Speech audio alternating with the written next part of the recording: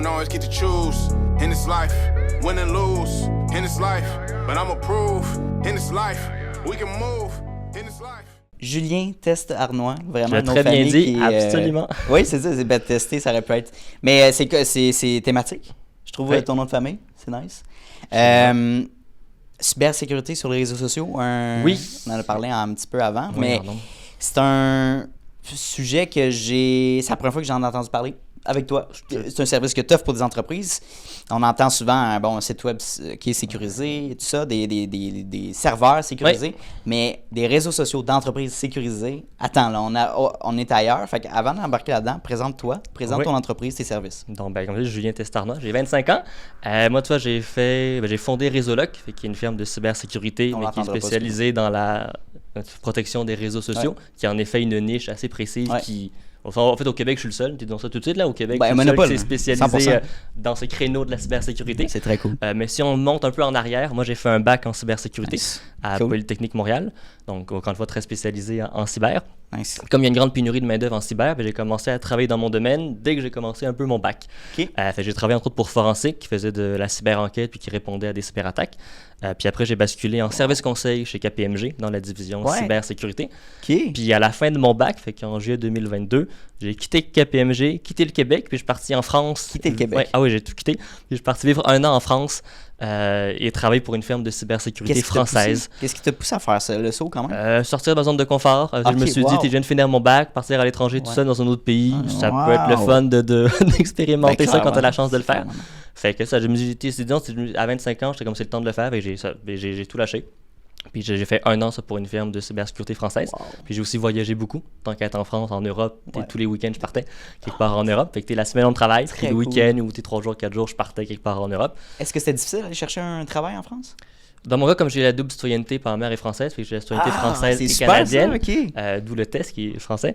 Fait que non, dans mon cas, tu vois, en fait, avec le Canada puis la France, ça reste quand même facile d'obtenir un permis de travail, là, mais comme tu es français, c'est encore plus simple. J'avais juste à soumettre mon passeport, puis c'est fini, tu rentres. Puis dans mon cas, comme en plus je suis en cybersécurité, puis il y a une pénurie de main-d'œuvre autant au Québec qu'en France, dans mon cas, en effet, j'ai envoyé 3 CV. J'ai reçu 3 retours, puis j'ai eu 3 offres en une semaine. Là. Puis j'étais même pas en France, j'ai fait ça du Québec, puis j'ai eu 3 offres. Non, parce que je suis juste surpris. Au Québec, oui, je suis 100% d'accord, mais en France, on a souvent les gens disent si le marché, l'économie est beaucoup plus resserrée, tu as moins d'opportunités. C'est pour ça qu'il y a beaucoup de Français qui viennent au Québec. En fait, ça dépend vraiment du domaine. Mettons, cybersécurité, ça, c'est une pénurie partout. Mettons, marketing, en effet, en France, c'est saturé. C'est ça. Si tu fais l'équivalent d'un bac en marketing, bonne chance pour avoir une job. C'est saturé, mais d'autres domaines, là, il y a une pénurie comme partout ailleurs dans le monde. Oui, en cyber, dans mon cas, ça a pas été compliqué de trouver une job. Puis en fait, j'ai fait 1 an, puis après, je suis revenu au Québec. C'est là que j'ai lancé Résoloc en me disant, tant qu'à revenir au Québec, quand on a un bac fini, plus de job, t'es sûr que j'allais bosser pour quelqu'un d'autre ou que je me lançais à mon compte. Puis en parlant dans l'industrie à des gens, ils m'ont dit, en effet, la cyber, il y en a beaucoup de compagnies en cyber, on s'entend. Mes réseaux sociaux, en effet, tout le monde me disait, t'es le seul, personne ne le fait. Fait que je me dis, c'est peut-être un créneau puis une niche à aller chercher. Puis moi je suis né en 99, je suis un peu, j'ai pas grandi avec les réseaux sociaux, mais quand même vers on a le même âge, on commençait à avoir ça. Exact. Comme toujours aimé ça, je me dis autant allier ce que j'aime avec la cyber, mais aussi garder l'aspect réseaux sociaux, tes communications. Fait que c'est un peu ce qui a mené à l'idée de lancer. Puis de lancer c'est vraiment intéressant, puis de sélectionner cette niche là. Est-ce que tu as vu que souvent quand on se lance sur une entreprise, on regarde un peu nos compétiteurs. Puis bon, tu te bats, OK, puis surtout, c'est ta première expérience, tu vas poser des questions à des gens qui sont peut-être en affaires. C'est une bonne idée, tu sais, qu'est-ce que t'en penses et tout ça. Ça a été quoi la rétroaction des gens de se lancer dans cette niche-là précisément? Je dirais que tout le monde me disait une niche, peu importe le domaine, c'est compliqué. C'est long. Quand tu as une niche, pour te faire connaître dans ta niche, c'est compliqué. Quand tu es le seul dans ta niche, sois patient, bonne chance. Et dans mon cas, dès le début, on m'a dit, si tu veux te faire ça, c'est une bonne idée, mais sois prêt à être patient. Parce que je pense qu'en 2 mois, c'est réglé. Commence pas parce que tu vas déprimer. Parce que justement, dans mon cas, c'est niche, puis je suis le seul. Donc, ça prend du temps de te faire connaître, de faire connaître l'importance de. Puis comme je suis le seul qui passe un peu le message que c'est important, entre guillemets, faire comprendre pourquoi ça l'est. Souvent, la question, c'est mais pourquoi c'est important si t'es le seul? Parce que ça n'intéresse pas les autres, mais pourquoi? Fait donc, il y a beaucoup un travail à faire à ce niveau-là. Mais l'idée, en soi, ils m'ont dit ça, en effet, il y a clairement un manque sur le marché. Avec les gens en cyber ou en marketing, ils m'ont dit clairement, ta niche, c'est une bonne niche, puis il y a un besoin. Il faut juste faire connaître le besoin. Ça va être ça le défi. Et en effet, depuis septembre, si en effet ce que je vois, c'est bien ça. Le défi, c'est faire comprendre le besoin et pourquoi c'est important.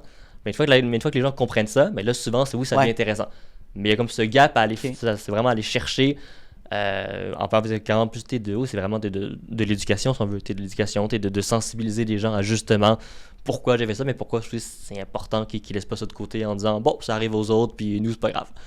C'est un peu ça l'idée. Là. Ouais, puis c'est quoi le profil typique d'une entreprise que tu vas approcher pour tes services? Honnêtement, c'est dès que tu es présent sur les réseaux sociaux, que tu sois 2 personnes ou une centaine ou 15, dès que tu as une présence active sur les réseaux sociaux et que ça dégage quelque chose en retour, ben, idéalement, il faut que tu protèges ces actifs. Parce que tu perds ces actifs-là, en théorie, il y aura des impacts. Fait que sûr, si des ventes sont générées par les réseaux sociaux, ben, tu perds tes réseaux sociaux, les ventes, ça chute. Ça, c'est de manière automatique, à 100% des cas, c'est ce qui arrive. Fait que, puis même, mettons que tu dépenses pas pour de la publicité, mais que ça ramène quand même des ventes avec la communauté, puis ça fait une présence et une image de marque. Mais là aussi, de perdre ça, ben, ça va avoir des impacts juste au niveau opérationnel ou juste au niveau de la réputation aussi. Par exemple, une page est piratée, puis tu mets à publier du contenu illicite au nom de la compagnie. Ben, c'est ça. Ben, ça peut avoir un impact à court, moyen terme. Avec nous, dans mon cas, il n'y a pas de compagnie. C'est vraiment dès que tu es présent sur les réseaux sociaux, puis ça dégage quelque chose, ben, tu devrais protéger ces actifs pour ne pas les perdre. Fait que c'est un peu dans mon cas, donc je peux toucher à tout.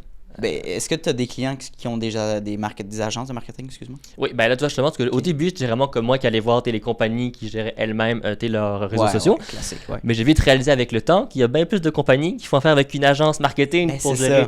Mais là, je me suis dit, attends, là, si je vais pas voir... je me suis dit, attends, là, il y a tellement d'agences marketing, si je vais pas les voir, c'est un peu bête de rester dans mon coin. Et j'ai commencé il y a environ 2 mois, justement, à approcher des firmes marketing qui gèrent des réseaux sociaux ou qui font, par exemple, des plans de développement, mais qui touchent aux réseaux sociaux. En disant, écoutez, votre offre de service, ça touche pas la cybersécurité, mais clairement, c'est un besoin aussi pour vous de vous protéger, vous surtout, mais aussi vos clients. Et j'ai commencé à essayer d'aller voir pour offrir des offres de partenariat. C'est intéressant, partenariat. Je me suis dit, moi, c'est vraiment une offre complémentaire que vous ajoutez à vos services que vous avez. Ben, c'est ça. Mais justement, pour au moins, on veut protéger ce que vous travaillez à bâtir. Donc, au final, en tant qu'agent, si tu mets du temps et les clients dépensent de l'argent pour t'aider à faire bâtir des réseaux sociaux, de tout perdre, autant pour l'agence, c'est mauvais, mais pour le client aussi. C'est ça. Et qu'au final, personne n'est gagnant d'avoir un piratage. Et je me suis dit, autant vous, inclure cet aspect sécurité pour protéger vous et vos clients. Puis en effet, l'idée, ça semblait intéresser quand même beaucoup d'agences. C'est clair. Parce que tu vois, en 2 mois, là, hier, j'ai signé ma 30e agence marketing en partenariat. Fait que toi, on est comme rendu à 30 en 2 mois. Merci. Fait que toi, certaines me répondent, oh non, c'est pas important, c'est pas une demande de client. Je fais comme, OK, ben écoute, rappelez-moi quand vous serez piraté, puis on s'en reparle. Ben, c'est ça. C'est un peu ça. Mais beaucoup embarquent dans le projet, puis oui, ils comprennent que c'est important, puis ils sont comme, oh mon Dieu, en fait, quelqu'un qui le fait, ben autant en profiter. T'sais. Puis je pense qu'une agence marketing est plus enclin à aller chercher ce genre de service-là pour ton entreprise parce que ils sont accountable des comptes clients qu'ils ont, des comptes des réseaux sociaux. Fait que c'est une autre chose que si tu es une entreprise, tu as des réseaux sociaux puis tu as juste un compte à gérer, mettons. C'est comme, c'est pas space, c'est la mienne. Mais si tu as d'autres, mettons, tu as 10 clients que tu fais du marketing, mais c'est sûr que là, j'imagine tu as des comptes de ads, tu as des comptes publicitaires, tu fais hacking, carte de crédit. Tout est connecté sur les réseaux sociaux. Comme tu dis, un hacker pourrait publier n'importe quoi sur la page. Fait que t'es à la merci de ça, là. C'est ça. Attention. Ça veut dire que souvent, les agences, elles pensent qu'ils gèrent l'aspect réseaux sociaux puis pas l'aspect sécurité. Mais pour un client, dans sa tête, lui, c'est tu gères tes réseaux sociaux. L'agence gère tout. S'il y a un piratage, même si c'est de la faute du client, c'est l'agence. C'est l'agence. 100%. Puis après ça, qu'est-ce que tu fais? Ben, t'essayes d'aider le client puis commencer par l'aider avant. Quand t'es rendu à aider un client sur un piratage, bonne chance. Sur les réseaux sociaux, bonne chance, prépare-toi à recommencer de zéro. Parce que dans 90% des cas, c'est ce qui arrive. Ta page Facebook, repars là. Ton compte Instagram, repars là. Ton compte TikTok, pense-y même pas, repars là parce que tu vas jamais le récupérer. Fait que c'est vraiment ça. Les attaques sont là. Malheureusement, tu vois, il y a un dicton que j'aime beaucoup, que beaucoup, en fait, ça traduit une mentalité que beaucoup de compagnies ont, et qui va comme suit: la cybersécurité, ce n'est pas important jusqu'à ce que ça le devienne. En d'autres mots, jusqu'à temps que tu sois piraté. Avant ça sert à rien, c'est pas important. C'est ça. Ça, c'est vraiment la mentalité de beaucoup de compagnies actuellement. En marketing, c'est encore plus poussé comme ça sert à rien, c'est pas important. Jusqu'au jour où c'est toi l'heureuse ou la malheureuse victime qui s'est piraté. Et c'est là que cette phrase prend tout son sens. De dire, ben là, maintenant qu'on est piraté, là, ça devient important. Oui, mais ça ne tente pas de protéger avant pour justement éviter de devoir dealer avec tous ces problèmes. Mais c'est là que c'est comme si c'était pas concret avant que ça arrive, donc ça arrive aux autres, puis nous ça va. Ça va pas arriver à nous. Non, voilà. C'est prévenir à la place de guérir. Oui. Tu sais, c'est vraiment ça, là. C'est vraiment ça, mais ça, tu vois, Ça paraît logique, mais quand tu parles aux compagnies, quand tu parles aux firmes marketing, tout le monde me dit « Oh, pas important, ça arrive aux autres, là, tout va bien. » Oui, jusqu'à temps où ça tombe sur toi. Bien. Puis de manière statistique, ça va arriver. Ouais. Comme on dit en cyber, non, c'est plus si, c'est quand. C'est vraiment rendu en cyber. Ça peut que ce soit dans un an seulement ou même dans 2 ans. Mais ça va arriver. Fait que si tu n'as rien fait avant, ça va faire mal. Si tu t'es protégé, l'impact sera beaucoup plus limité ou même carrément aucun impact si un fraudeur tente de s'attaquer à la compagnie. C'est comme ça pourrait faire un bon parallèle avec les assurances, les assurances vie qu'on a. Certaines personnes me comparent à un vendeur d'assurance. Parce qu'en fait, moi je viens prévenir pour limiter au maximum le risque que s'il y a un piratage, le pirate soit bloqué ou que l'impact soit facile en fait, de corriger l'attaque et de reprendre le contrôle. Fait que moi c'est vraiment de la prévention pour éviter que ça arrive. Okay. Mais c'est là qui, justement, mais pourquoi éviter? Parce que c'est beaucoup plus compliqué de corriger une attaque que de te protéger avant. Nice. C'est aussi beaucoup plus rentable puis beaucoup moins cher de te protéger. Alors, mettons, moi je passe un 3 heures à aider une compagnie à bien se sécuriser. Puis après, j'en passe 15 à tenter de reprendre ton compte piraté. Ton taux horaire, 15 heures, tu vas le payer. Si je passe 3 heures à te sécuriser puis tu évites une attaque, beaucoup plus rentable, je pense, de venir te protéger pendant que tu peux que de payer quelqu'un à t'aider à tenter de reprendre le contrôle de tes ressources. Mais ça aussi, souvent, l'aspect financier, les gens oublient de comprendre que ça va coûter toujours plus cher de réagir à une cyberattaque, autant réseaux sociaux que côté cyber au sens large, que d'être dans la proaction. Tu as plein de chiffres qui le montrent, ça coûte toujours plus cher une cyberattaque que de payer pour te protéger. Mais ça aussi, malheureusement, même si c'est concret et c'est là, tant que t'es pas piraté, c'est pas concret, fait que on attend. OK, c'est un choix, mais c'est un choix risqué, malheureusement. Puis on va faire une petite mise en scène, tu m'expliqueras un peu le processus de cybersécurité, mais disons que tu as un problème de fraude avec un compte client, avec Meta par exemple. Ça ressemble à quoi le step 1 jusqu'au dernier step? En fait, souvent, mettons qu'on prend Meta qui est le plus visé. C'est sûr que LinkedIn est aussi parfois attaqué. Là. OK, ouais. C'est moins, mais c'est quand même, parfois, tu vois des attaques sur LinkedIn. TikTok, ça commence aussi à être visé par les attaques. Après, c'est plus pour les influenceurs qui ont des gros comptes avec beaucoup d'abonnés. Ouais, c'est ça, exact. Mais ça, le plus classique, c'est Meta. Mais souvent, Meta, ça part d'un compte Facebook qui est compromis. Et si le Facebook était admin d'une page Facebook ou d'un Meta Business, c'est là que le fraudeur va prendre ce compte-là pour soit virer souvent tous les autres admins pour devenir le maître à bord des ressources. Tout le contrôle. Voilà. Et là, souvent, c'est là que ce qu'ils vont faire, c'est que soit ils vont juste retirer la page, puis ils vont la renommer, puis ils vont te mettre à faire du contenu qui n'a aucun rapport avec la compagnie. Mais comme ils auront une base d'abonnés, ça va avoir une valeur de partage avec une base déjà concrète. Soit qu'ils vont juste revendre la page à d'autres. Puis là, du coup, ils vont juste enlever tout le contenu. Ils changent le nom, puis là, du coup, ils vont de nouveau repartir autre chose, mais ils gardent les abonnés. Instagram, même principe. Ils vont flusher tout le contenu, puis ils vont juste repartir un compte avec une base d'abonnés. Fait que souvent, ça qu'ils vont faire ça. Et s'il y a un compte publicitaire, là, par contre, ils vont aller chercher le compte de pub, prendre la carte de crédit. Et là, du coup, ils vont dépenser des sommes avec la carte de crédit de la compagnie. Ils vont faire des pubs ailleurs dans le monde, en prenant le compte publicitaire de la compagnie et leur carte de crédit. Fait qu'en fait, ils vont dépenser de la pub, ça va rien leur coûter parce qu'ils prennent l'argent de la compagnie. Ils restent anonymes comme ils prennent le compte de pub de la compagnie et non un nouveau. Et du coup, souvent, les ventes qui vont être générées par la pub, mettons, pour le produit X, c'est comme ça qu'ils vont faire leur argent. Mais au départ, ça va rien coûter pour aller chercher cet argent-là. Fait que pour eux, c'est pour ça que c'est rentable. Fait que ça, souvent, c'est ce qu'on voit le plus classique. Là. Plus classique, puis toi, ton accompagnement rentre à quel niveau dans ce sens-là? Tu as un problème, on s'est fait frauder, qu'est-ce qu'on fait maintenant?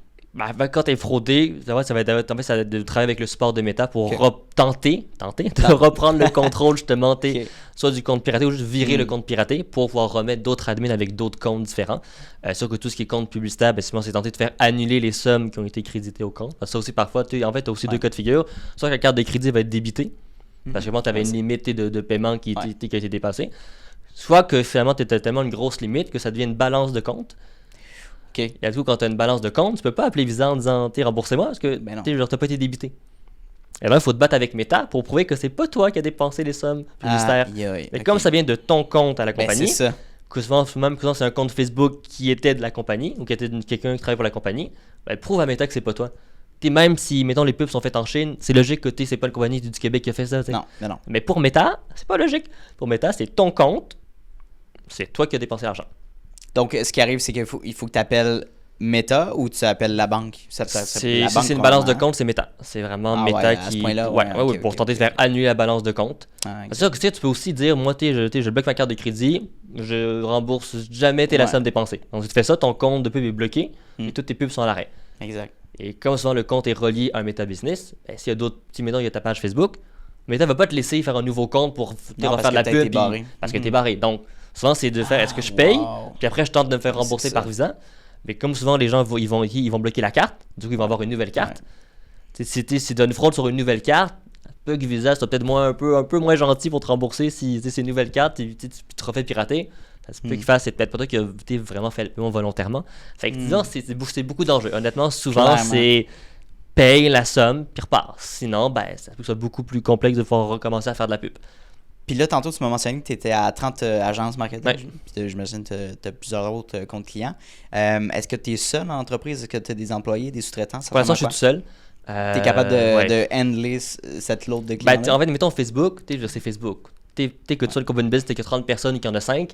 Les paramètres sont les mêmes. Lincoln, Business Manager, c'est pareil. Fait qu'au final, comme je connais à 100% tous les paramètres, je sais où aller. Fait qu'au final, le processus revient un peu au même. Évidemment, chaque contexte d'affaires est différent, on s'entend. Mais la logique de cybersécurité est la même que tu appliques au niveau des réseaux. Dans mon cas, moi, c'est la même logique que j'applique au niveau, par exemple, de la gestion des rôles, gestion des accès. C'est les mêmes procédures. Fait que dans mon cas actuellement, oui, je suis capable de suffire à la demande. Ça se peut que ça change. Par exemple, la semaine dernière, je parlais avec une firme de cybersécurité en Suisse, qui est une des plus grandes en Suisse, qui m'ont dit on aimerait ça pousser tes services pour nos clients. Eux, mettons eux, tu vois, ils ont tellement de clients en Suisse que si eux embarquent, là, ça se peut que ça devienne compliqué de gérer tout seul. J'essaie aussi de pousser la France, parce que la France, c'est un marché énorme.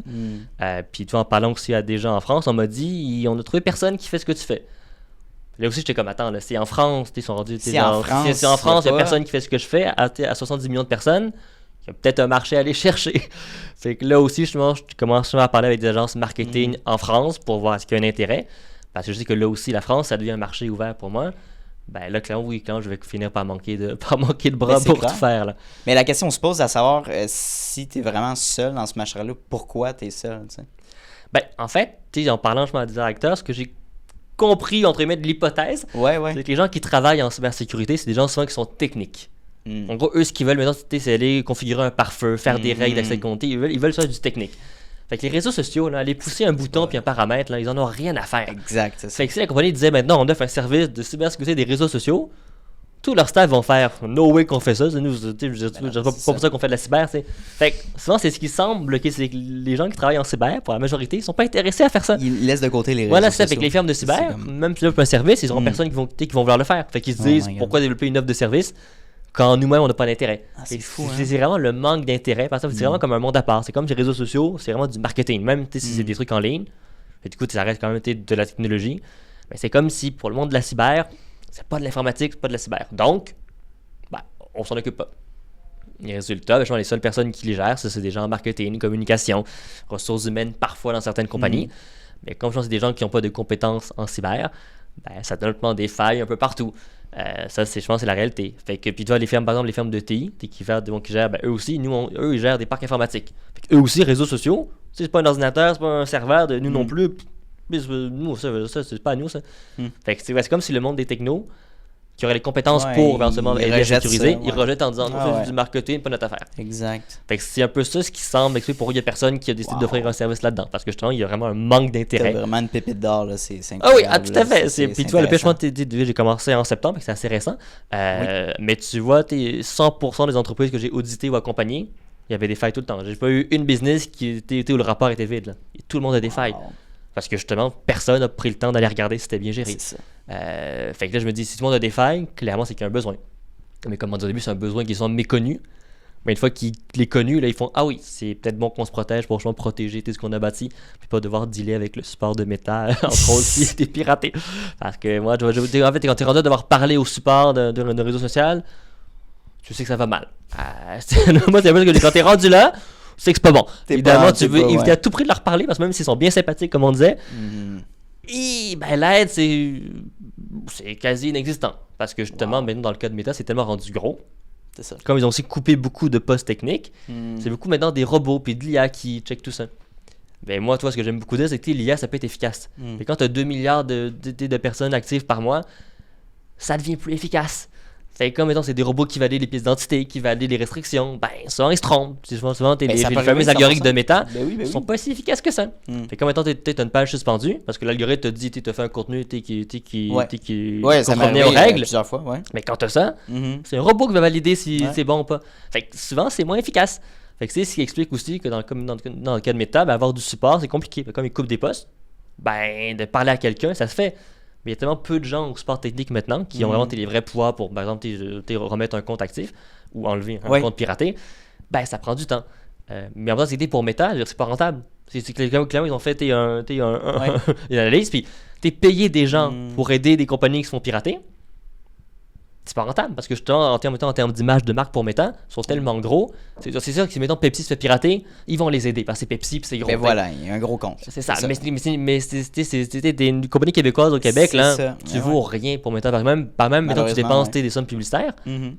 T'en as 10 qui dépensent des millions par année, tu sais. Ben c'est sûr, logiquement, qui tu vas prioriser? Ben, c'est ça. Fait que c'est ce qui fait mal. Tu vois, mettons, même au Québec, il y avait la compagnie Mes Bobettes qui font des sous-vêtements qui ont été piratés. OK, ah ouais? Puis tu vois, ils dépensaient quand même près d'1 million par année en publicité. Quand même, ouais. Et même eux, ça a été un bazar à avoir de l'aide. Ça a pris un reportage de la facture pour que là, ça débloque. Fait que toi, pour Meta, t'es même 800 000 $ pour eux. C'est rien. En termes de dépenses publicitaires par année, visiblement, c'est pas grand-chose. Fait que c'est ce qui fait mal. Puis en même temps, je fais un peu justement l'avocat du diable. Meta, là, c'est la plateforme où il y a le plus de solutions pour te protéger.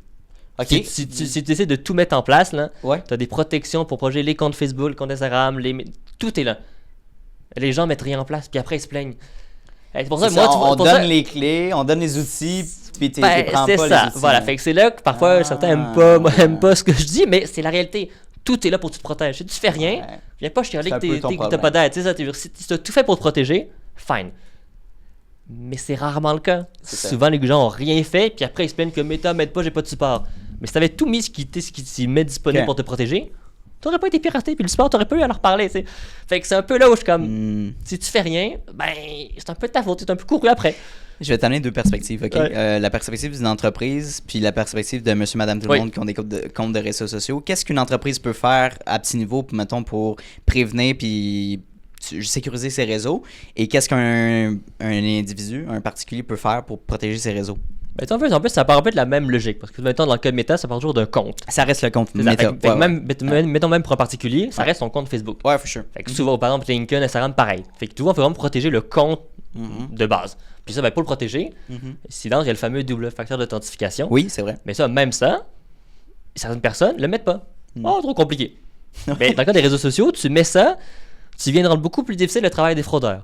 Premièrement, il faut aussi d'aller de comment le mettre. Beaucoup de gens ils vont faire avec le code que tu envoies par SMS. Le code texte, oui. Ça, c'est vulnérable à des attaques. Malheureusement, ça, tu as l'attaque qu'on appelle la SIM swap. En gros, un fraudeur se fait passer pour toi auprès de ton fournisseur téléphonique. Il transfère ta ligne téléphonique sur une autre carte SIM. Là, du coup, c'est lui qui reçoit tous tes appels, mais aussi les codes. Ah, merde. Fait que si c'est tes codes de sécurité qui sont envoyés en texto, ben, le fraudeur reçoit tout, puis là, il rentre partout. Ouais. Fait qu'il faut vraiment être protégé, il faut mettre le double facteur, mais avec une application d'authentification, style Google Authenticator ou Microsoft Authenticator. Oui. Sur ton téléphone. Et ça, quand tu as ça, c'est un code qui est généré toutes les 30 secondes sur l'application. Wow. Du coup, pour contourner ça, à moins, mettons qu'il y a une faille, mettons qu'au niveau de Meta, mais s'il n'y a pas de faille, il faut que le fraudeur ait accès à ton téléphone physiquement, déverrouillé, puis qu'il ait accès à l'application. Ça devient beaucoup plus complexe de réussir justement à contourner ça. Fait que ça, en termes de bonne pratique, tous les comptes réseaux sociaux devraient avoir ça en place avec l'application. Après, il y a aussi l'aspect de dire, est-ce que l'adresse courriel qui est associée au compte est sécurisée? Parce que ce que je vois aussi beaucoup, c'est que les gens sécurisent le compte, mais ils oublient que l'adresse courriel qui est associée au compte, si elle n'est pas sécurisée puis qu'elle se fait pirater, ben, c'est une porte d'entrée pour le pirate. Déjà là, ouais, exact. Il y a une faille là. Fait que l'adresse courriel, puis souvent, les adresses courriel, moi j'en ai une que ça fait depuis que j'ai, je pense, 8 ans que je l'ai. Tu sais, c'est comme, c'est sûr que celle-là, je mets rien d'important parce qu'il y a beaucoup plus de chances que je me suis déjà fait frauder. Mais ouais, qu'est-ce qu'on fait avec les entreprises justement qui mettent des courriels qui sont plus ou moins protégés? Ben, c'est en fait, il y a aussi l'aspect de dire qu'il faut que les courriels, justement, ils soient actifs. Ou du moins que tu es actif. Toi aussi, ce que je vois aussi beaucoup, c'est par exemple, c'est la stagiaire qui a créé le compte Instagram de la compagnie. Ouais, voilà. Elle a mis son courriel perso, elle a quitté. Là, tout d'un coup, il faut qu'il change le mot de passe du compte, il s'en rappelle plus. On demande de reset de mot de passe. Ça rentre sur le code de la stagiaire. Ils l'ont plus, ils tentent de la contacter, elle répond pas. compte, tu viens de te barrer de ton compte, même si tu n'as pas été piraté. Fait qu'il y a aussi de dire, est-ce que les coordonnées des comptes sont actives et sont accessibles par les gens qui travaillent pour la business. Une fois que tu as ça, au niveau entreprise, évidemment, c'est comment les accès sont gérés. Fait que souvent, ce que je vois aussi beaucoup, qui est la grande erreur, c'est que les gens vont créer un compte Facebook et tous les gens de la compagnie vont utiliser ce même compte-là pour gérer maintenant la page Facebook, gérer les ressources. Ça contrevient à toutes les règles d'engagement de toutes les plateformes. Parce qu'en fait, mettons Meta ou même LinkedIn détestent les comptes partagés. Pour eux, il faut que ce soit une personne, un compte. Quand tu dis un compte partagé? C'est, mettons un compte Facebook, puis il y a plusieurs personnes qui vont prendre le même compte. Du coup, tout le monde aura le mot de passe, puis tout le monde se connecte sur le même compte. Ouais, je comprends. OK. Ça, en entreprise, je le vois tout le temps. Ouais. Sauf que, de un, je pense que ça contrevient aux règles, fait que tu arrêtes de te faire suspendre le compte. OK. Et comme souvent, c'est le seul compte qui a accès aux ressources, si tu perds ce compte-là, tu perds tes ressources. Fait que ça peut faire très mal. Et souvent, aussi l'inverse, c'est que si, mettons, le compte, justement, il est piraté, là aussi, tu tentes de le récupérer. Nice. Comme c'est le seul compte, bonne chance. Et aussi, ce qui n'est pas non plus, c'est que beaucoup, comme c'est souvent un compte partagé, le nom et le prénom sont fictifs. Du genre, souvent, moi, j'ai vu parfois, Astro le robot. Le nom du compte, c'était Astro le robot. Ok, ouais. C'est bien cute. Mais si maintenant, tu te demandes une pièce d'identité pour valider le compte. Astro le robot, ouais. Tu trouves un permis de conduire au Québec où c'est écrit Astro le robot. Tu ne feras pas, tu sais. Résultat, tu ne feras jamais valider ton identité, donc ton compte va rester bloqué. Fait que si c'était le seul qui avait accès aux ressources, tu viens de perdre accès à tes ressources.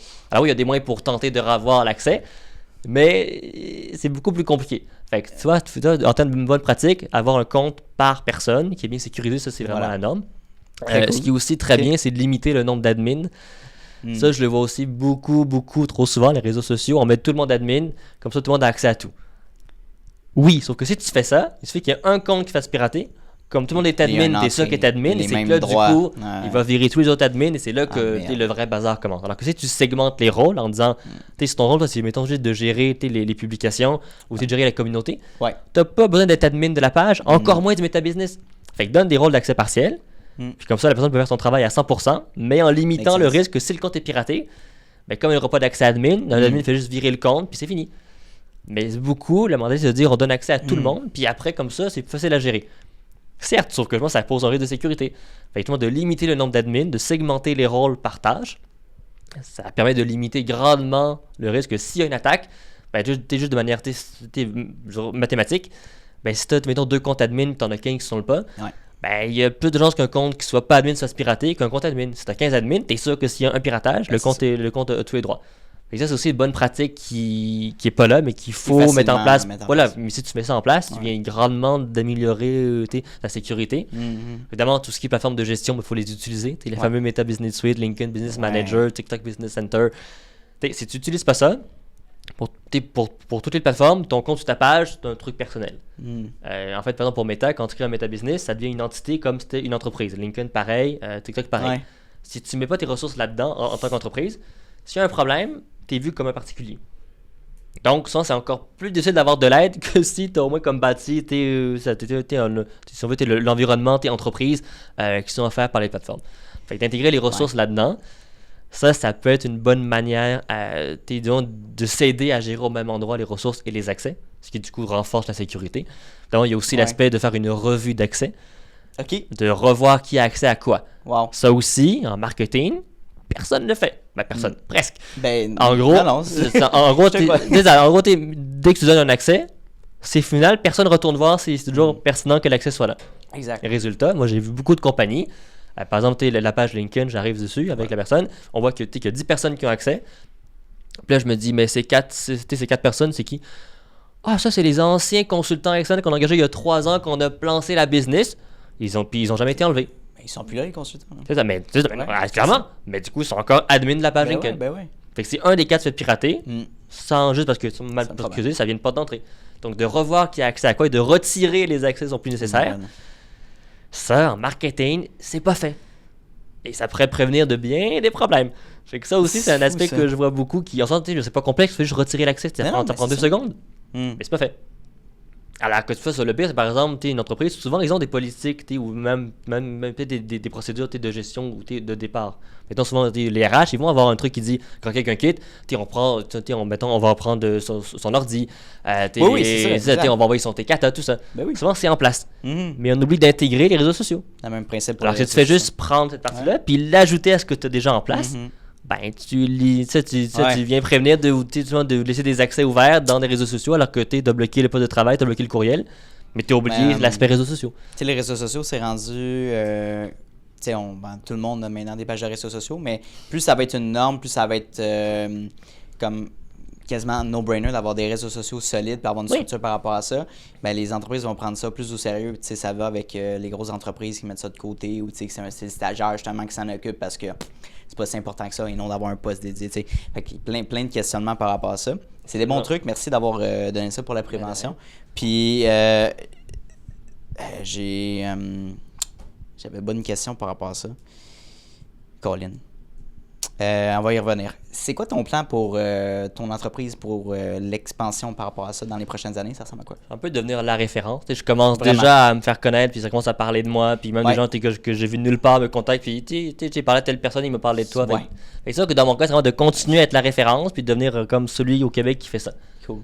Ben, comme je suis le seul, dès que je deviens la référence vraiment, que tout le monde connaît que c'est réseau-là qui fait ça. Au Québec, ou tu parles vraiment un peu partout? Ben, c'est sûr que partout, mais c'est juste le Québec serait déjà une bonne chose, je te dirais.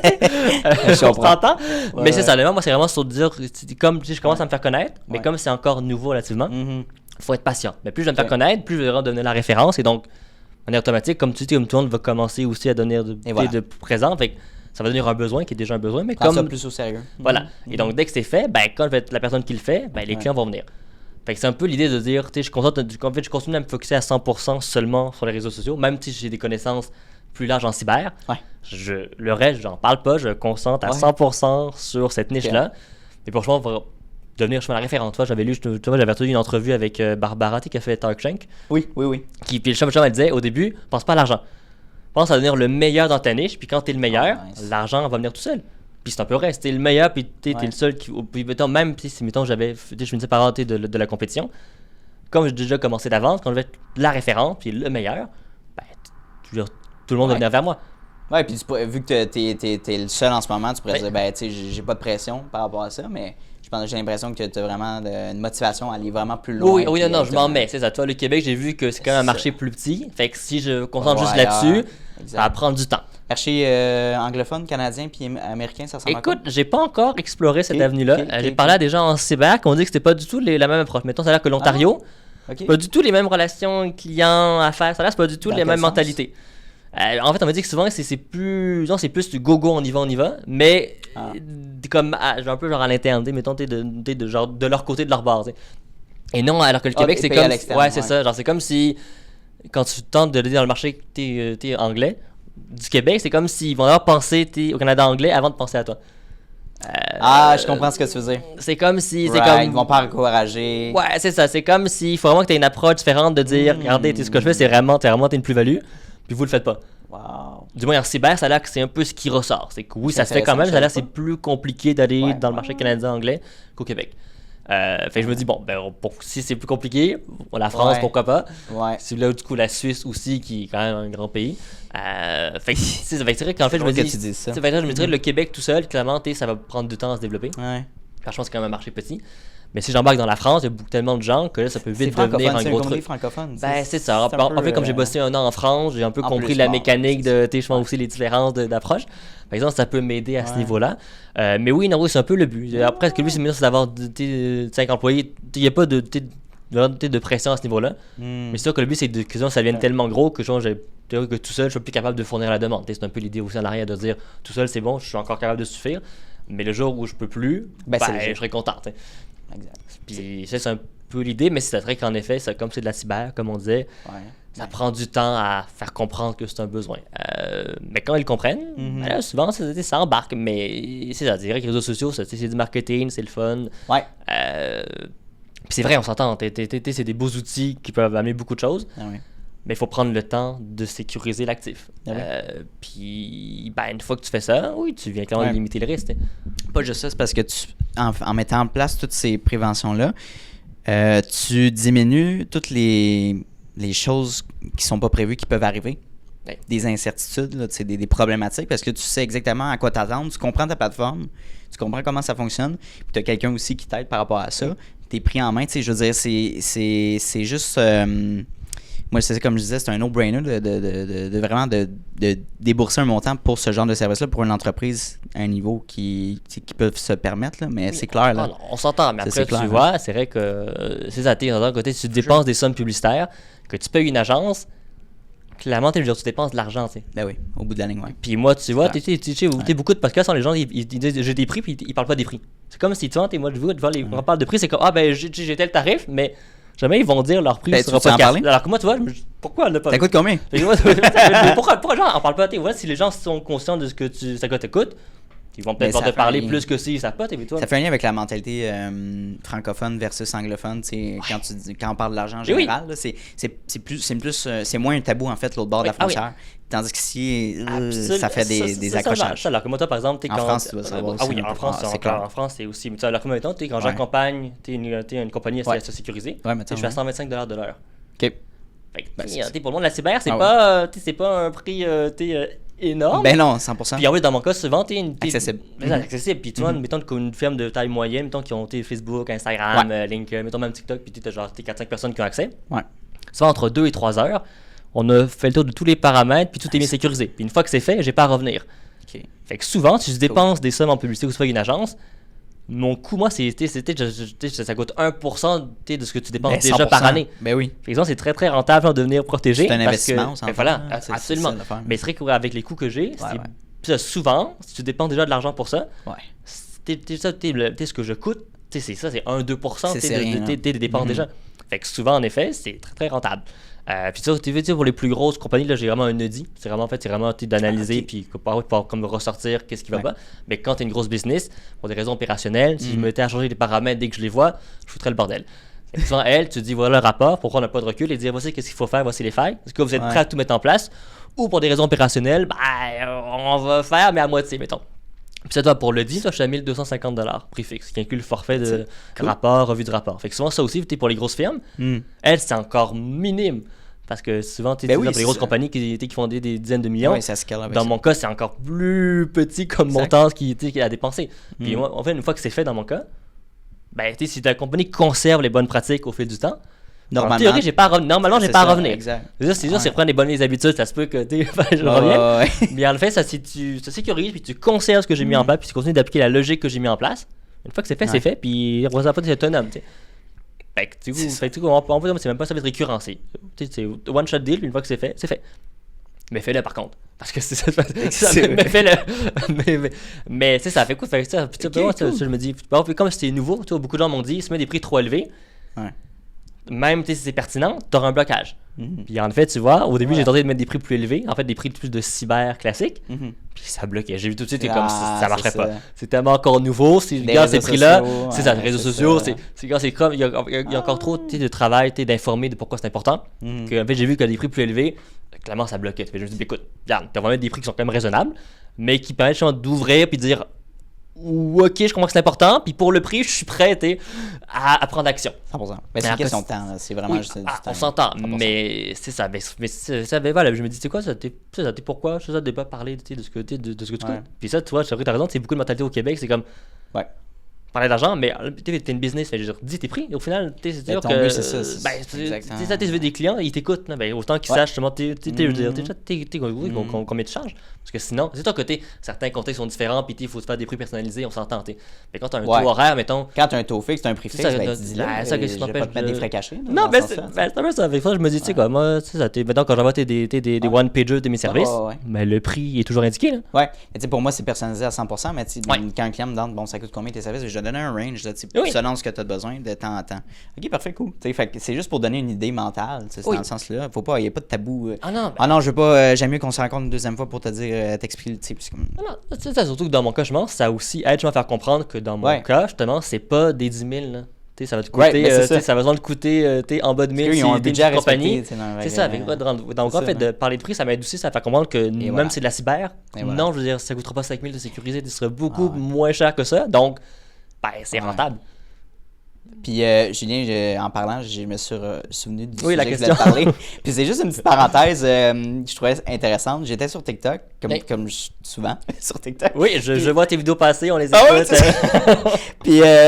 Puis dans le fond, c'est une fille Puis là, on va parler justement de la fraude, la nouvelle génération de la fraude avec l'intelligence artificielle, c'est vraiment précis. Ouais. La fille s'est vraiment expliqué ce qui s'est arrivé, c'est qu'elle a reçu un appel d'une de ses amies proches. La première appel qu'elle reçoit, son amie ne parlait pas, fait qu'elle disait allô, je t'entends pas, blablabla, pendant une minute, puis après elle a raccroché, right? Quand même une minute, elle a quand même continué à. Environ, là, je me suis plus mais 30 secondes, une minute, c'est comme ok. Ouais. Puis là, elle a raccroché, puis elle s'est fait rappeler, je pense, je sais pas, une journée après, par le même numéro. Puis le même numéro, c'était son ami qui parlait au téléphone, mais ce qu'elle a compris, c'est que c'était une intelligence artificielle qui avait recopié sa voix en basant sur l'appel qu'elle avait fait à l'autre ami, finalement. Okay. En recopiant sa voix, puis là, elle a demandé à la personne, la fille dans la vidéo, peux-tu m'envoyer 5 000 $? Je suis vraiment dans un pétrin, ça va pas bien. Puis elle a dit, mais c'est mon ami, tu sais. Fait que là, elle m'a appelé directement, je lui ai envoyé un virement vite fait directement. Puis c'est comme... Et voilà, c'est fait juste comme ça. Mais maintenant, on est rendu à ces technologies-là qui sont capables de recopier des voix de ton ami. Genre, à quel point, les personnes âgées sont 1000 fois plus à risque. Absolument. Que même notre génération, nous aussi, on est à risque. C'est incroyable.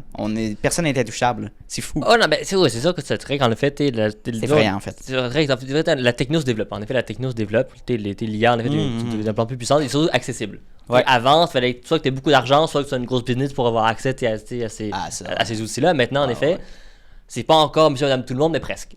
Fait qu'en fait, si tu as les bonnes connaissances, tu sais où aller chercher les outils. Yeah. En effet, tu peux les utiliser. Ouais. Et c'est vrai qu'en effet, la voix, copier la voix, ça devient de plus en plus faisable. Et par exemple, mettons encore les banques, maintenant comme Desjardins, c'est vraiment, on vous a authentifié par la voix. Ce sera plus sécuritaire, là. Puis il y a plein de compagnies. Desjardins, là, c'est pas. Oui, c'est d'abord ça que c'était pas. Mais ça, mais oui, mais.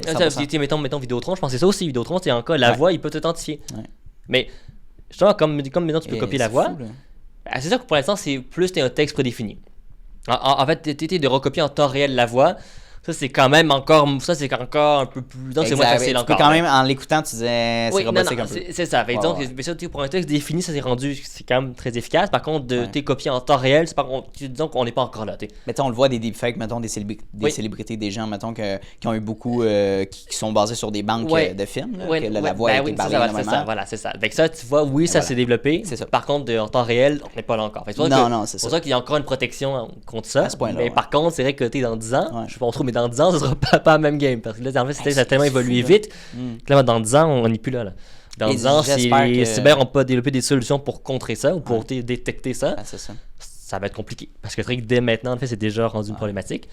Mais les fraudes, ça a toujours existé.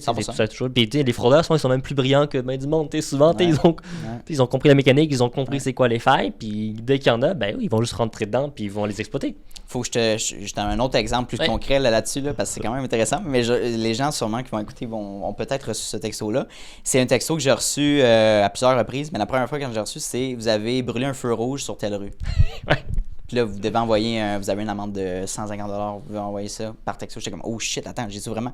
Tu sais, tu peux quand même brûler un feu rouge, je crois que c'est un stop ou un feu rouge, bref. Là, j'étais comme, attends. Là, je parle ça avec mes amis. Non, attends, clique pas là-dessus, évidemment, c'est sûrement une fraude. Si ils t'appellent, anyway, la police t'aurait pas envoyé un texto. Pense à ça. Doesn't make sense. Non, une lettre par la poste, oui. Une amende, un texto. Et c'est tellement sur le moment, j'étais comme, oh shit, merde, faut que je paye ça. J'étais comme, non, attends une seconde. Mais c'est quand même rendu à un point, tu sais, ils ont des stratégies beaucoup plus poussées que. Mais tu vois, mettons qu'on prend les réseaux sociaux, mettons Meta, le nombre de courriels de fraude qui sont envoyés. C'est ça. Il y a 2 ans, mettons en français, tu voyais c'était n'importe quoi. Maintenant, il n'y a plus de faute. Maintenant, il y a presque plus de faute. Le texte se tient, c'est en français, puis c'est réaliste. Puis c'est les mêmes visuels. Puis, avec toi aussi, ils se sont adaptés. Ils ont fait, en anglais parfait, mais en français. Comme là, en décalage, on va s'outiller pour vraiment que ce soit un texte vraiment en français, que comme on parle puis on écrit, puis là, ça va passer. Et tu vois, en fait, c'est un peu le même principe. Mettons, quand par exemple, Messenger, le nombre de messages de Messenger, votre page va être suspendue si vous ne prenez pas action. Mes pages les réseaux sociaux, tout le monde en a des dizaines et des dizaines. Vous allez être suspendu, Mais tu as ça aussi. En fait, pour te protéger, il faut faire du principe que c'est faux. C'est ça. Mais mettons Messenger, là, jamais Meta va prendre le temps de t'écrire pour te dire que t'es bloqué. Jamais. Ils ont pas de temps à perdre. Là, qu'est-ce qu'ils vont faire? Ils vont juste la bloquer? Voilà. Ok, c'est ça. C'est ça. En fait, Meta, toi, je parlais avec un agent qui m'avait dit, nous, Meta, on prend action puis après on parle. Je fais, d'accord. Mais oui, Meta, si t'es bloqué, tu t'es bloqué partout, tu peux rien faire. Ça, tu vas le savoir assez vite, tu pourras plus rien faire. Mais jamais ils vont t'envoyer un message sur Messenger en disant, votre page va être suspendue. Fait que ça, souvent, mettons, message privé, tu sais que c'est faux. Fait qu'en fait, une fois que tu dis ça, si tu en reçois un, ignore-le. Après, pour valider que sinon c'est bien, mettons si c'était vrai ou pas, mettons dans le cas de méthode, tu peux aller sur l'accueil du support et tu vas voir si tu as des restrictions. Parce qu'en fait, Meta, pour tous les comptes, tu peux avoir un statut qui va te dire est-ce que tu es bloqué, est-ce que tu es restreint ou s'il n'y a aucune nouvelle, rien à signaler. Donc si tu vois qu'il n'y a rien à signaler, tu es sûr que c'est faux. Et puis tout ce qui est courriel, là, pour te protéger, c'est de regarder c'est quoi le domaine t'es expéditeur. Parce que quand tu fais des fraudes, tu peux usurper le nom d'affichage qui va être affiché sur le courriel. Par contre, le nom de domaine, dans le cas de Meta, tu peux pas usurper mettons le facebookmail.com qui est celui que tu sais. Un fraudeur peut pas se faire passer pour facebookmail.com. C'est vraiment facebookmail.com, c'est que c'est Meta. Donc, pour te protéger, il faut juste que tu regardes c'est qui l'expéditeur. Si c'est pas facebookmail.com, mettons que c'est un hotmail, c'est que c'est faux. Et voilà. Si, mettons, c'est facebookmail.com, mais que tu n'es quand même pas sûr, ben là, va vraiment pousser en allant vachement dans le statut, voir s'il y a vraiment une restriction ou s'il n'y a rien, ben tu sais que c'était aussi une fraude.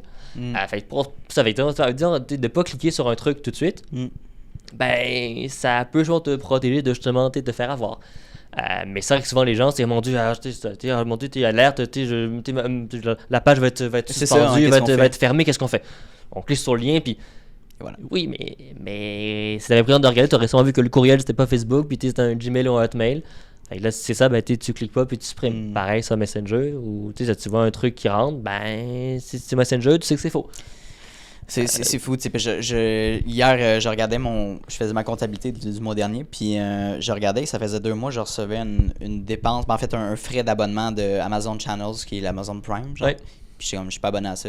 J'ai appelé Amazon, genre, c'est quoi la solution? Ah, mais là, c'est un autre compte qui est associé à votre compte de crédit. Je dis, mais j'ai jamais donné ma carte de crédit sauf ce compte-là. Fait que disait, on peut pas rien faire si vous êtes pas capable d'identifier ce compte-là. Donc, il faut appeler la banque puis dire à la carte de crédit canceller cette transaction-là. Mais je suis comme, Chris,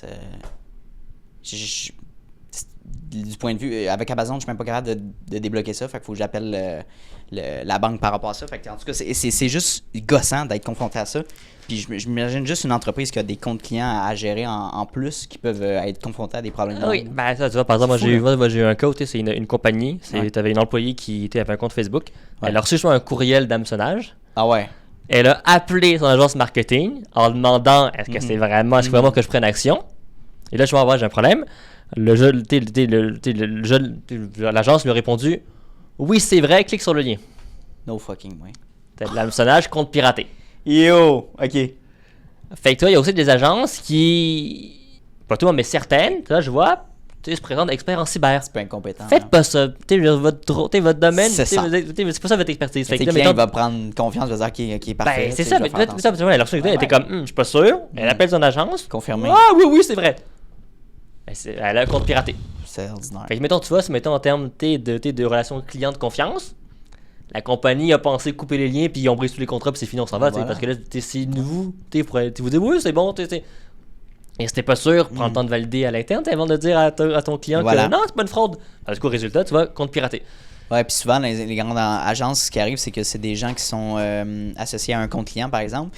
Des employés, disons, mais qui sont plus ou moins. T'es dans les détails, fait que ils vont dire oui, parfait, tu continues là-dessus.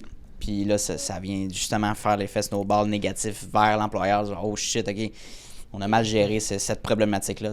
Ben, c'est ça. Voilà. Puis tu vois, tout aussi en termes d'agence, tu vois, ce que je vois aussi beaucoup, c'est que l'agence va, elle, se protéger, mais elle oublie que si le client de son bord n'est pas protégé, il y a un risque quand même. C'est ça, ouais. Fait que souvent, oui, en tant qu'agence, vous devez vous protéger, mais il faut aussi que ton client, de son côté, soit protégé.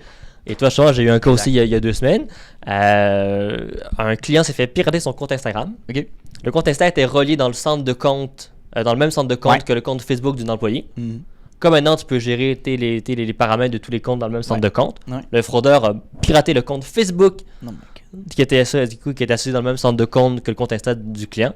Du coup, compte Facebook piraté, là, du coup, l'agence, tous les comptes clients piratés, comptes publicitaires sortis, fraudés, page Facebook, tout ça, justement, là, c'est le client qui s'est fait pirater son compte, qui était mal sécurisé.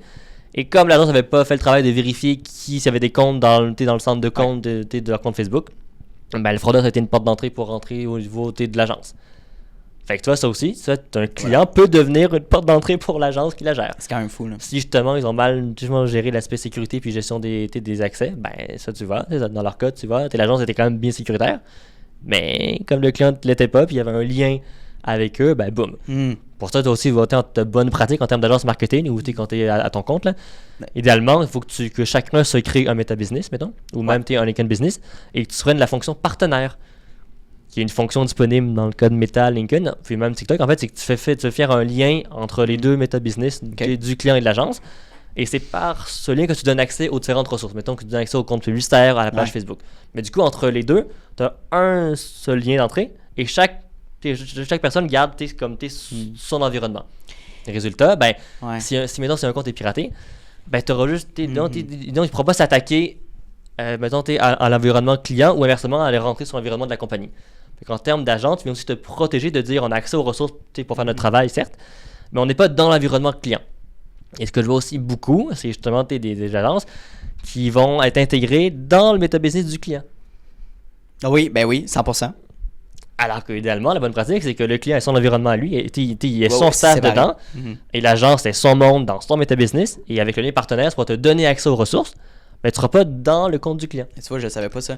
Puis, parce que pour moi, ça serait quand même très utile. Je ne sais pas si tu offres ce genre d'accompagnement-là, mais plus pour mes comptes à moi, j'avais une ancienne entreprise que j'ai fermée, puis c'était une entreprise d'impression, mais j'ai des comptes de réseaux sociaux que je veux déliter, mais j'ai jamais été capable. En tout cas, je sais pas si parce que là, j'ai des comptes, en tout cas, des comptes de crédit compliqués à linker à ça, puis j'ai pas pris le temps avec des tutoriels sur YouTube, ça me mélange, je sais pas quel bouton prendre. Fait que bref, je sais pas si t'offres cet accompagnement. En fait, moi, il y a l'aspect produire, mais il y a aussi l'aspect gérer les ressources puis savoir où aller. Parce qu'en fait, maintenant, dans le code méta, tu vois, en effet, tous les vidéos sur YouTube, là, le 3/4, ce que tu vois, c'est plus à jour.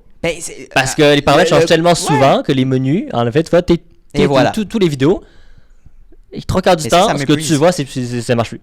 Parce que justement, ça change tellement vite que si t'es pas capable de suivre. En fait, si t'as pas une veille active de tout ce qui se passe, voilà. Ton vidéo qui date de 6 mois, les vidéos est plus bon. Là. Même si la logique est la bonne, les paramètres, souvent que le nom aura changé, ce sera pas le même menu, ce sera pas le même endroit. Fait qu'en effet, toi, dans mon cas, justement, c'est comme je suis toujours là-dedans tout le temps, je suis toujours à jour des derniers paramètres cool, où aller.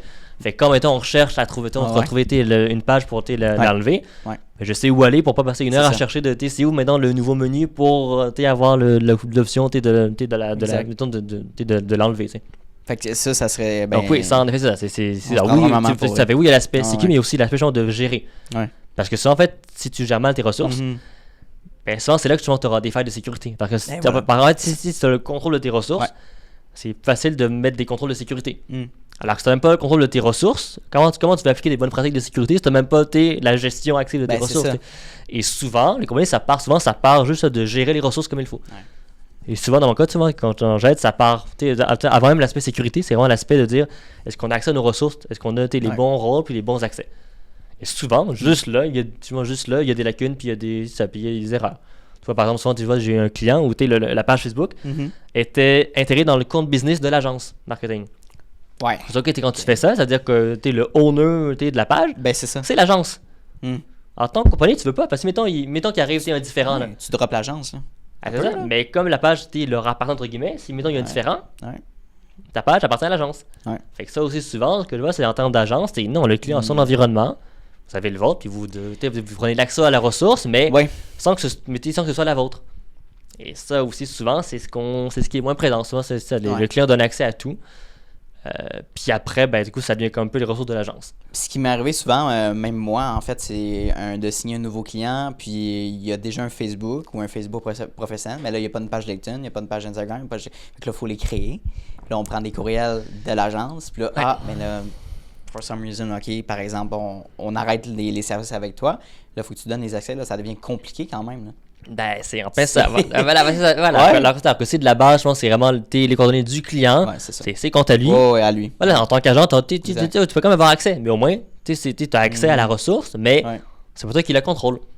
Puis tu vois, maintenant, des fameux comptes Instagram, que je vois aussi beaucoup dans les agences, c'est qu'on n'active pas le double facteur pour le compte Instagram. Et voilà. Parce qu'on me dit, quand il faut souvent qu'on se connecte, il faut qu'on demande le code de sécurité à chaque fois au client.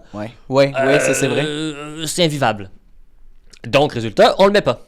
Ouais. Donc, si tu le mets pas, là, un compte Instagram avec un simple mot de passe, en 2024, un mot de passe, c'est plus une protection. Tu sais, un mot de passe seul, là, non, ça se craque, ça se trouve, ça se... C'est trop facile, ouais. Fait que, moi, quand je vois ça, je suis comme, tu veux dire, pour votre client, c'est un danger, vous devez l'activer. Et souvent, on me dit, mais si on fait ça, tu sais, comment on fait? Faut demander à chaque fois le code, c'est vrai que c'est pas pratique. Alors qu'en fait, c'est faux, parce que justement, dans le code Meta, ils ont créé une fonction qui permet de configurer plusieurs double facteurs pour un même compte. Fait que souvent, le client active le double facteur pour son compte Instagram de son côté. Ouais. Et après, l'agence va activer un deuxième double facteur pour le même compte Instagram. Résultat, l'agence peut elle-même valider son code sans demander au client. Mais le compte est sécurisé. Ça va envoyer le code sur un autre téléphone aussi? Oui. Ou simple en fait, même si tu configures avec une app d'authentification, aussi. Le code est directement généré toutes les 30 secondes. Du coup, tu n'as même pas passé par le client. Enfin, tu vois, ça réfute l'argument. Et ça, tu vois, honnêtement, toutes les agences à qui j'ai parlé, 100% étaient pas au courant. Mais vraiment, 100% des agences à qui j'ai parlé, ah mon Dieu, ça existe. Personne ne le savait. Je suis comme, attends, c'est quand même... Mais personne ne le savait. Non. Alors qu'en fait, c'est ça. D'où je comprends que dire Meta, tu vois, c'est ceux qui ont mis le plus en place de solutions pour te protéger. Tout est là. Mais il faut que je le mette en place. Mais tu vois, mettons ça, tu vois, le nombre de compagnies qui ne protègent pas les comptes pour cette raison-là, en fait, si tu prends le temps de m'y regarder, tu as une option pour protéger le compte, puis de pas devoir demander chaque fois au client le code. Tu n'as jamais pensé à offrir des formations?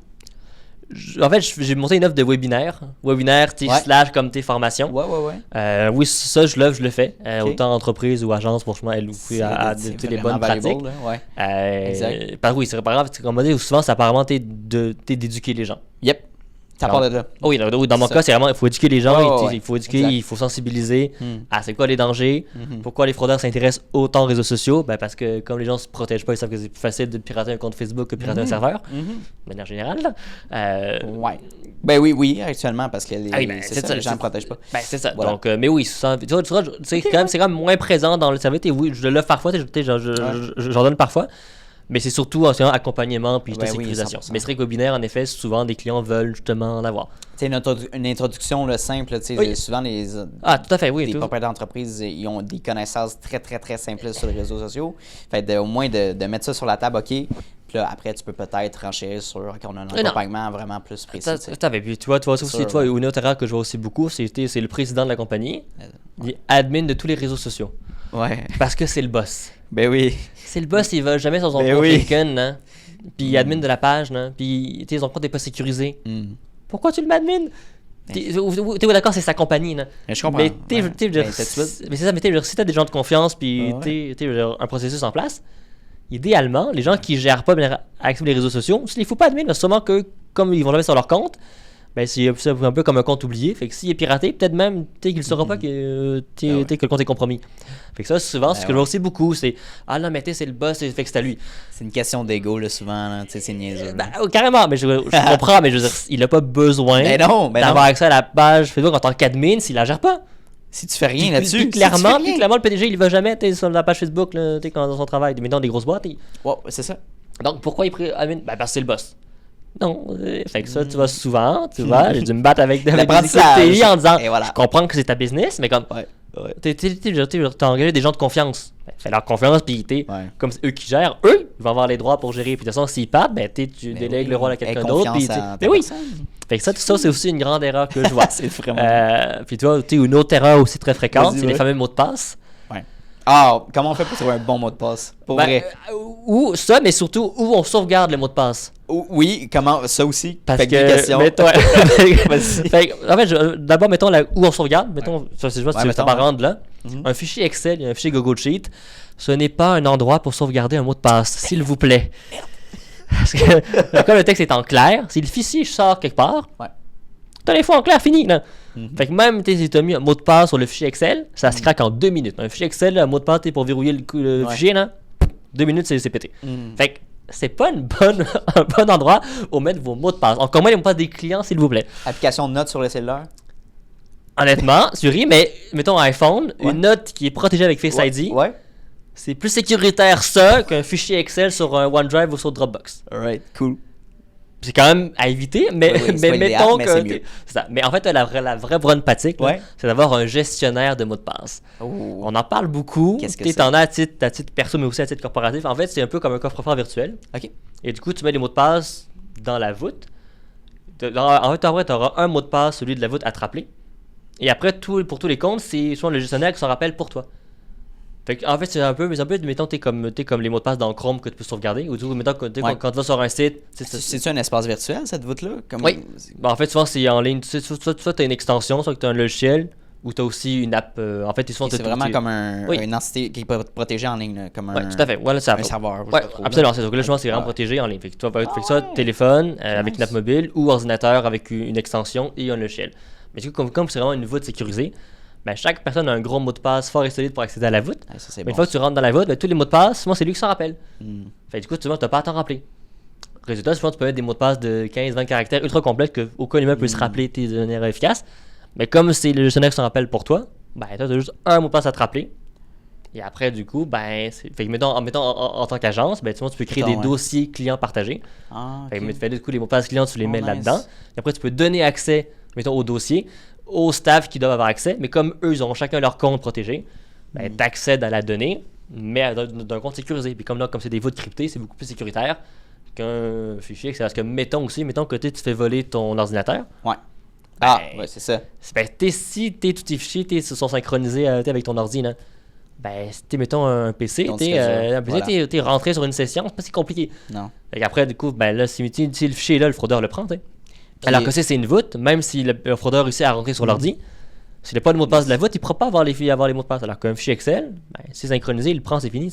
Est-ce qu'un Google Drive, ça peut être correct? Non, Google Drive, c'est un fichier Excel qui est dedans. Encore une fois, c'est comme c'est un fichier. Tu prends le fichier pour X raison, puis il sort quelque part. Le texte est en clair. Donc non.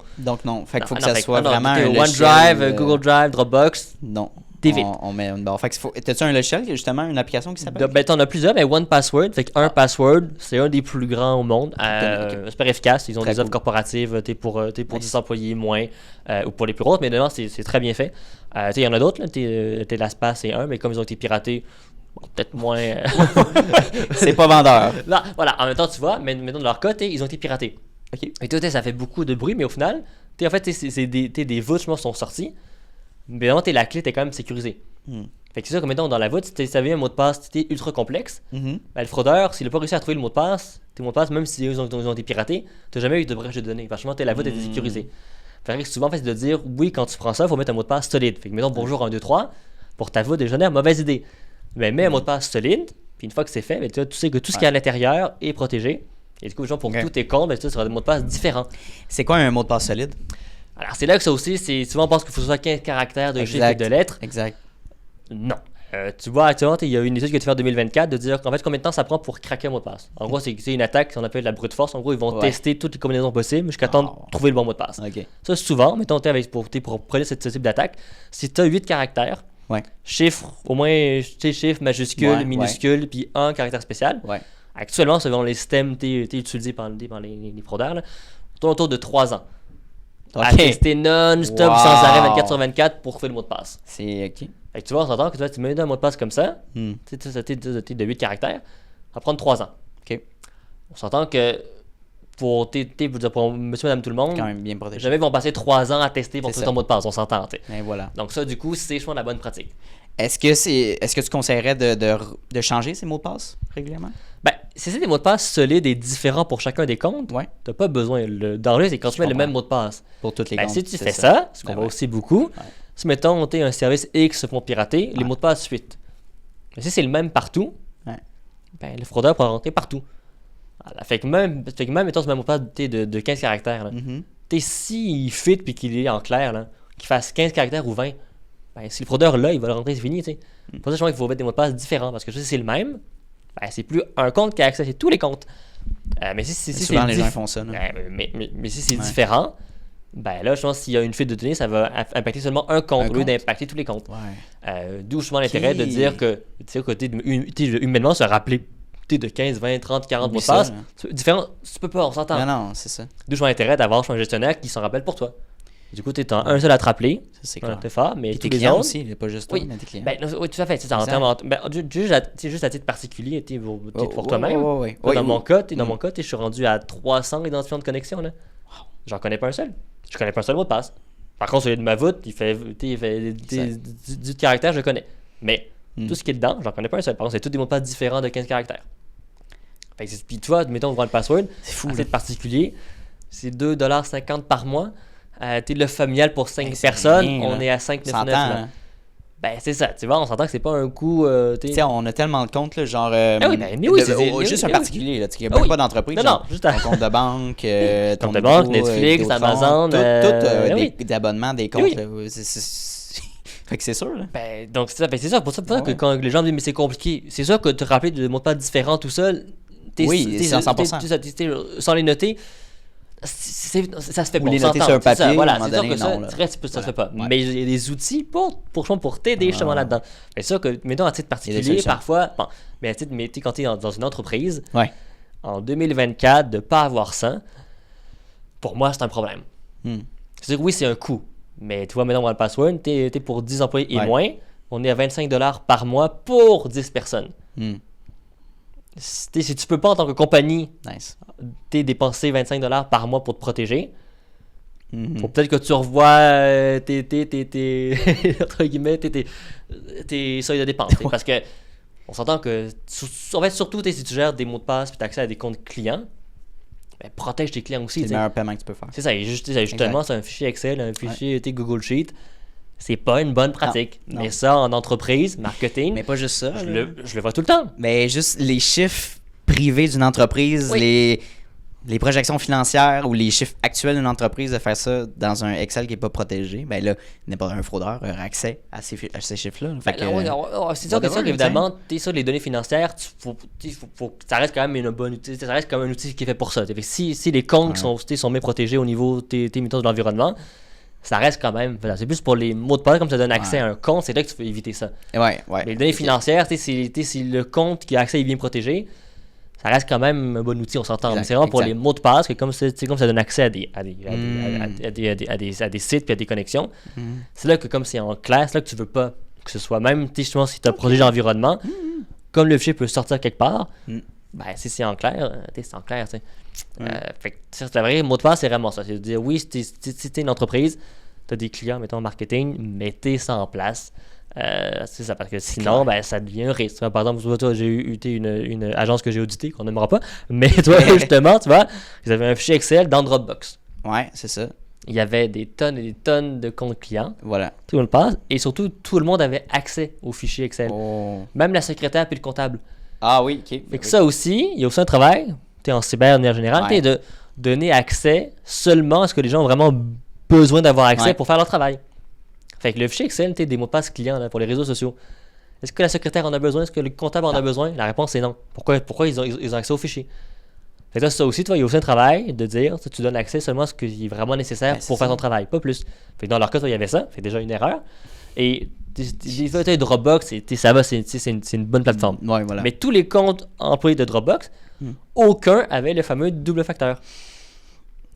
Fait que là, tu t'aides pas. Tu as un fichier Excel qui n'est pas sécurisé. C'est ça. Puis les comptes qui ont accès à Dropbox ne sont pas sécurisés non plus. Tu cours après le couple. Tu cours après le trouble, ça y est. Puis là, comme c'est un fichier avec tous les mots de passe clients, il suffit que pour X raison, le fichier sorte ou que quelqu'un se fait pirater, mais tous leurs clients sont dans la merde. Et ça, tu vois, ça aussi, malheureusement, c'est ce qu'on voit. C'est puis, mais comme ça, t'es tout au même endroit. Oui, mais c'est pas sécuritaire. Puis, si t'es 30 dans l'agence, pourquoi il y en a 15 qui devraient pas avoir accès, qui ont accès? Parce que nous, on partage. C'est plus simple. C'est plus simple. C'est dans le dossier commun de tout. Fait qu'on donne accès à tout. Et voilà. Fait c'est pour ça que je dis, si vous tenez absolument à prendre un fichier Excel puis il n'y a pas dépensé pour un gestionnaire, au moins protéger les comptes qui ont accès puis donnez pas accès à tout le monde. T'sais. Au minimum, faites ça. Mais souvent, juste ça, c'est pas fait. Fait que mettons pour eux, ils sont vraiment une question de temps avant que ça se pirate. Puis en tant qu'agence, ils sont un danger pour tous leurs clients. Parce que justement, c'est pas sécurisé. Puis comme c'est des accès aux comptes clients, c'est pour X raison le mot de passe. Si vous faites le fichier compromis, les clients sont impactés. Ben, c'est clair. Mais ça, tu vois, c'est aussi un truc que je vois beaucoup. C'est ça, on gère, okay. Puis, mais ça va, pour l'instant, ça va bien. Oui, mais c'est pas une bonne pratique. Donc, si tu le fais, tu as un risque pour tes clients. Mais ça, malheureusement, c'est... La faire comprendre. C'est ça. Puis, mais puis souvent, on me dit, mais on est débordé, on n'a pas le temps de prendre action. Puis, mais si tu n'as pas le temps de te protéger, c'est un problème. Parce que oui, d'accord, ça va vite, puis c'est un monde où ça qui bouge vite, il y a beaucoup d'opérations, puis oui, mais trouve du temps pour te protéger. Parce que si tu es piraté, c'est pas bon pour toi ni pour ton client. Au final, dans tous les cas, ça va nuire à tout le monde. Puis surtout en tant qu'agence, même si c'est un concurrent qui se fait pirater, ça nuit aussi quand même au milieu. T'es sûr que ce client-là, si c'est l'agence, si c'est de sa faute, t'es sûr que lui, il va plus aller voir aucune agence. Lui, ça va être les confiances brisées, les agences, si ça ne pas gérer la sécurité, ça me tente plus. Ça peut aussi impacter le domaine. Mais ça, c'est aussi un point qui semble parfois être oublié. C'est comme si, oui, on a des concurrents, mais au final, pour l'industrie, les piratages des réseaux sociaux, ça nuit à tout le monde. S'il faut te protéger, je veux dire, tout le monde est un peu gagnant de protéger ses clients.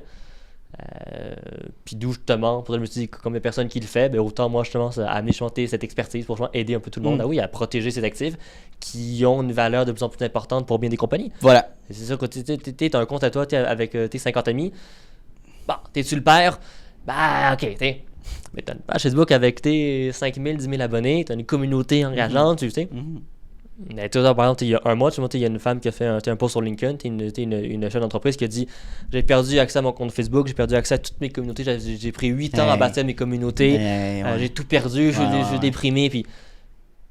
Mais l'impact, c'est ça. Il y a beaucoup de compagnies, ils ont pris des années à tout bâtir. Est-ce que tu veux te rendre là, c'est ça l'affaire? C'est ça. Tu es prêt à prendre le risque? C'est ça. Moi, tu vois, quand je fais des rencontres clients, je pose souvent la question de dire si vous perdez accès à tous vos réseaux sociaux durant une journée, il se passe quoi? Souvent, vraiment, durant une journée, on va faire autre chose, c'est pas grave. Durant un mois, il se passe quoi? Là, un mois, par contre, ça devient un peu plus embêtant. Là, les opérations vont être impactées. Puis si on faisait de la pub, clairement, ça va. Si on peut plus faire de pub durant un mois, ça a un impact. OK? Puis si vous perdez tout, vous devez recommencer de zéro. Il se passe quoi? La fois qu'on est dans le bande, ça arrive. Je vais te partager un truc, c'est vraiment drôle que tu dises ça. Oui, Vinci, il y a un client en ce moment, puis ça faisait 1 mois, 2 mois que on n'avait plus accès au compte TikTok parce que il manquait la double authentification, que c'était juste le cellulaire du propriétaire. Ça a pris 2 mois avant de l'avoir, mais si justement il y avait le Gold Authenticator, là, il pouvait pas publier, il pouvait pas faire de ads, rien. Il était bloqué à cause de ce problème technique-là. T'imagines? C'est stupide, là. C'est ça, mais tu vois, l'impact, ça, c'est quand t'es piraté, tu repars de zéro, faut que tout que tu rebâtisses. C'est fou. Et c'est là, et tu vois, effectivement, quand je pose la question, souvent d'eux-mêmes vont réaliser que s'ils venaient à tout perdre, il y aura un impact. C'est ça. Arrange-toi pour pas qu'il y ait un impact. Parce que là, en effet, puis même, mettons que tu réussis à reprendre le contrôle sur un piratage, ça, c'est des mois, c'est pas en 2 jours, c'est réglé, là. Ce jour, comme on disait avant de commencer, moi j'ai une compagnie, depuis janvier, on se bat avec Meta pour tenter de reprendre les accès, là. Ça va faire 6 mois, là. Puis on nous répond toujours, c'est en cours de traitement, puis on vous revient, il se passe rien. Fait que l'impact, c'est ça, c'est des mois de bataille. C'est malade. Si t'es chanceux, après 2-3 mois, tu vas peut-être réussir à prendre le contrôle. Si t'es pas chanceux, tu auras perdu 2 mois, puis après, en plus, tu vas devoir recommencer. Donc, l'impact est concret, mais encore une fois, comme tant que c'est pas arrivé à la compagnie, ça arrive aux autres. Julien, j'aimerais te poser une dernière question. On arrive à la fin de l'entrevue. Prends le temps de répondre à cette question-là. C'est vraiment, je trouve que c'est pertinent. Ça serait quoi la mission de ton entreprise, en lien avec ta mission de vie? C'est quoi l'impact que tu vas avoir avec tes services? Tu vois, en février dernier, j'ai sorti une série de 6 guides numériques gratuits. Fait que c'est une série de guides PDF, mais qui couvre Facebook, Instagram, LinkedIn, TikTok, Snapchat, Twitter. Puis en gros, dedans, je ressens tous les paramètres de sécurité et de confidentialité. Et j'explique avec des captures d'écran, des procédures, où les trouver, comment les configurer, à quoi ça sert. Ça, c'est offert gratuitement. Fait que dans mon cas, c'est un peu justement d'aider les gens. Mettons, toi, les guides, c'est un peu ma contribution citoyenne en disant, c'est complexe, mais voici quoi faire pour vous protéger à titre d'individu. Parce qu'en fait, comme on l'a dit, souvent, les blogs ou tout ça, c'est pas à jour. Non. Ou souvent, on dit, mettons, activez le compte sur votre Facebook, mettons, activez le double facteur, mais dis pas comment faire. Non, c'est ça. Dans mon cas, dans le guide, capture d'écran étape par étape, je montre quoi faire. Et toi, je me dis, comme c'est des ressources gratuites pour aider les gens à. Après, dans le monde corpo, ça c'est vraiment un peu ça de dire, il y a un besoin. Les compagnies sont présentes sur les réseaux sociaux, ça amène des choses. Autant aider à protéger tous ces gens-là qui ont pris des années à bâtir leur communauté, à bâtir une audience. Ben, du coup, de tout perdre ça fait me péter, tu le vois, les gens sont déprimés, puis c'est la catastrophe. Je me suis dit, pourquoi pas aider? C'est ça, aider les compagnies à justement limiter au maximum le risque. Oui, qui perdent tout, puis qui doivent recommencer. Parce qu'on le sait, ça, ces réseaux sociaux, c'est le fun, c'est beau, mais c'est beaucoup, beaucoup, beaucoup de travail. Pour moi, tu me dis de tout perdre ce qui a été bâti. C'est ça. Ben, non seulement c'est plate, mais c'est aussi dommage. Et c'est pour ça que je me dis, si on peut, au moins, on peut protéger justement à ma manière, limiter, si on veut, le risque. Ben, j'aurais au moins contribué à ça. C'est ça, à limiter le risque que ça arrive aux autres ailleurs qui se protègent pas, mais que toi, en tant que compagnie, tu aies pris les bonnes actions pour que ça arrive aux autres, mais évidemment que ça arrive à personne. C'est un peu le but. Moi, je me dis, au Québec, il serait bien que tout le monde soit protégé. Parce que tout le monde est protégé, les fraudeurs, ils vont juste aller ailleurs. Ah, c'est intéressant. Ils vont passer à l'autre attaque. Parce que c'est un marché qui est plus facile à atteindre. Oui, mais tes réseaux sociaux, c'est des attaques opportunistes. On tente de rentrer partout. Une fois qu'on est rentré, on voit ce qu'on fait. Si tu te protèges, les fraudeurs, c'est protégé, next. Fait que tu me dis, si au Québec, on se protège tout le monde ensemble, les fraudeurs, ils vont juste aller ailleurs. Ben ouais, voilà. Ils vont aller voir dans les endroits où souvent c'est pas fait. C'est un peu l'idée en arrière la business. Là. C'est vraiment intéressant. J'aime que tu as dit, c'est d'aider les gens, justement, puis leur entreprise, parce que quand tu pars une entreprise, c'est une extension de toi. Oui. C'est quasiment un bébé. Oui. C'est quasiment, quand tu pars, il faut que tu le nourrisses, il faut que tu donnes du temps, de l'argent et tout ça. Fait que c'est juste si tu veux faire croître ton entreprise dans le temps, puis que ça soit successful, il faut que tu mettes ces préventions-là en place, la sécurité finalement. Écoute, absolument. J'ai vraiment aimé notre entrevue. T'as aimé ton expérience? Écoute, toi, j'ai fait des podcasts avant, mais c'était toujours en ligne. Comme on dit, de le faire en personne, c'est tellement mieux. Avec message à ceux qui font des podcasts en personne, c'est très très bon. Il y a un studio. D'ailleurs, il y a un studio. Très bien d'ailleurs. Mais oui, honnêtement, en personne, je trouve ça honnêtement plus. Fait que oui, j'ai adoré. Très le fun. On se fera je propose souvent de faire une partie 2 à une entrevue. Donc 6 à 12 mois, d'habitude, je fais un part 2. Écoute, dans 12 mois, on pourra voir si j'ai bien pénétré le marché suisse et français. Ça peut être le fun. Ouais, exactement. Comme c'est en cours, oui, ça peut être le fun de voir dans 12 mois si j'ai réussi à rentrer dans ce marché-là. Oui, avec grand plaisir. Très cool. Merci encore, Julien. Merci à toi. Hey, salut, ça fait déjà la 2e fois qu'on se voit dans cette même vidéo-là. Donc, merci de ton attention, puis merci de ta discipline, parce que c'est un mince pourcentage des gens qui sont capables d'écouter du début de l'épisode jusqu'à la fin. Donc, merci beaucoup de ta discipline. Ça démontre énormément de motivation de ta part et bien sûr d'un aspect important de l'entrepreneuriat que oui, la motivation c'est important, mais la discipline c'est encore plus important. Donc, merci de ton attention. La meilleure manière que tu peux me repayer pour ce podcast-là, vu qu'il est accessible à tous et gratuit, il va rester gratuit. Ça, c'est important. Notez-le à quelque part. Je tiens qu'il reste gratuit, accessible à tout le monde. En fait, c'est tout simplement de repartager le podcast dans des Instagram Stories, d'en parler avec tes amis, d'envoyer le lien à tes amis. Hey, Mathis, va donc écouter cet épisode-là, c'est super intéressant. Ça vaut de l'or, puis ça va me permettre d'aller faire croître le podcast à un niveau exponentiel. Donc, merci beaucoup pour ton aide et ton intérêt pour le podcast. Et bien sûr, on se revoit la semaine prochaine, dès jeudi midi, pour un nouvel épisode. Donc, bonne journée à toi.